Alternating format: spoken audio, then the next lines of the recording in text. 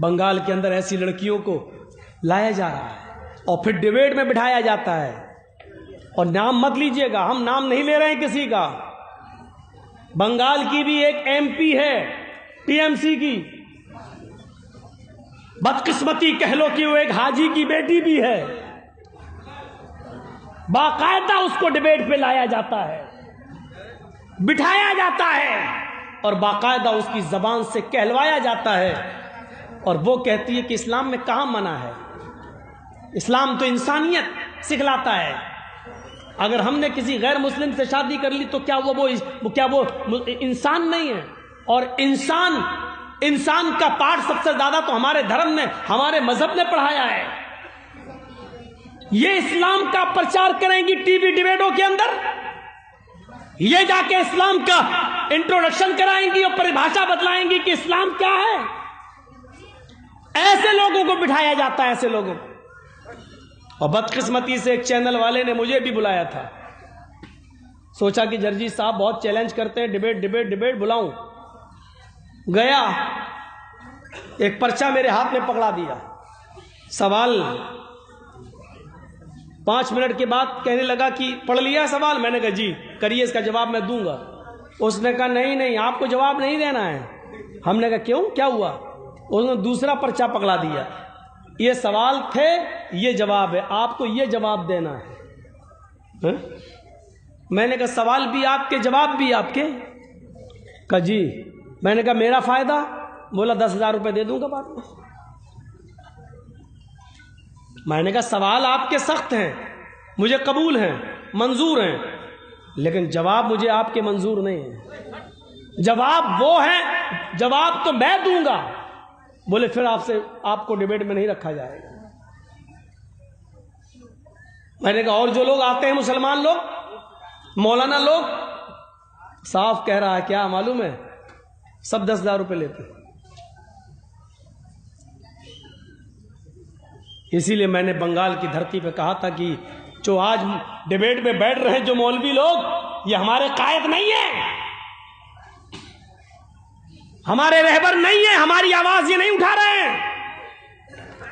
इस धोखे में मत रहिएगा आप। मजा तो तब है सवाल आपका हो, जवाब हमारा हो। नहीं, सवाल ये है, जवाब ये नहीं। उसमें एक सवाल 3 तलाक के ऊपर भी था और यह भी कहा गया था कि आप तो अहले हदीस हैं, आप तो 3 तलाक को 3 मानते ही नहीं, तो आप इसका जवाब दीजिए और बताइए कि मोदी ने जो कानून बनाया बहुत अच्छा।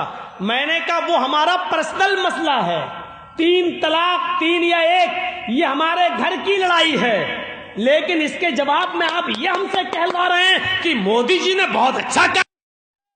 तुम्हारे जवाब को मैं अपने पैरों के बूट के नीचे रखता हूं, नहीं मानता तुम्हारा ये मसला। फाड़ दिया मैंने वो उसका जवाब। किराया भी मेरा गया, भाड़ा भी मेरा गया, उसने 1 रुपया नहीं दिया। सब दलाल पहुंचते हैं डिबेट के अंदर। और आप भी कान के पर्दे खोल लो, बिहार वालों, सुन लो और बहुत साफ लफ्जों में सुन लो। ये देश हिंदू, मुसलमान, सिख और ईसाई और सारी कम्युनिटियों से मिलकर बनता है और चलता है। अगर इस मुल्क के अंदर कोई हिंदू हिंदू हिंदू हिंदू चीखेगा तो ये देश बर्बाद हो जाएगा, और कोई दूसरा उसके अपोजिट आकर मुसलमान मुसलमान मुसलमान, हमारा हक, मुसलमान का हक, मुसलमान मुसलमान मुसलमान चीखेगा, तब भी यह देश बर्बाद हो जाएगा। इतना याद रखना, इस देश को कामयाबी तभी मिलेगी जो हिंदू और मुसलमान, सिख और ईसाई सबको एक साथ लेकर चलने की बात करेगा। इतना याद रखिएगा, आप भी बहुत बड़े धोखे में हैं।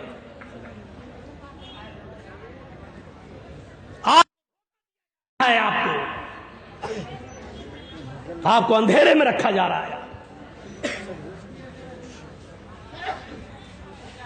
मैं ऐसे बीजेपी के नेताओं को जानता हूं जिन्होंने मेरे साथ ब्लैंक चेक फेंक दिया मेरे हाथ सामने, लो मौलाना क्या हुआ, भर लो जितना भरना हो। मैंने कहा क्या हुआ? कहने लगे मोदी को इतनी गाली दो, इतनी गाली दो। हमने क्या मतलब? कहा कि हम यही तो चाहते हैं कि तुम जितना बुरा कहोगे उतना ही हमारी कम्युनिटी एक हो जाएगी, वो सब एक हो जाएंगे। मैं तो हिल गया, मैंने कहा अरे बाप रे, अरे अल्लाह, ये इनकी प्लानिंग होती है, ये प्लानिंग, यानी गाली देने के लिए पैसे नहीं जा रहे।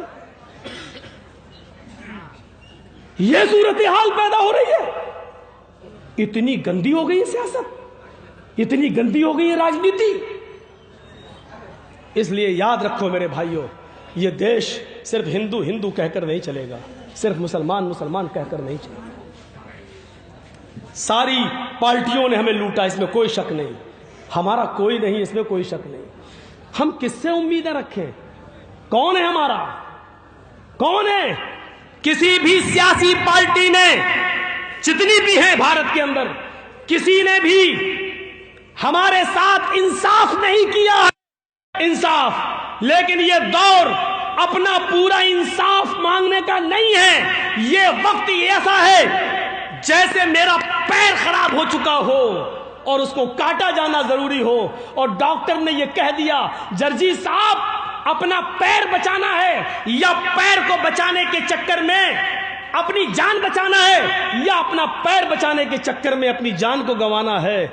जर्जीस को जान भी प्यारी है, जर्जीस को पैर भी प्यारा है, लेकिन जान बचाने के चक्कर में पैर कटाना जरूरी हो चुका है। इसलिए जर्जीस साहब हिम्मत बांधकर बड़े नुकसान से बचने के लिए छोटा नुकसान करने को तैयार हो गए हैं। साहब मेरा पैर काट दो, कम से कम मेरी जिंदगी रहेगी तो अपने बच्चों के सामने तो हम रहेंगे। ये सूरत हाल है आज हमारी, ये याद रखिएगा, ये सोच लीजिएगा। एनआरसी आपके सर पे मुंडला रही है।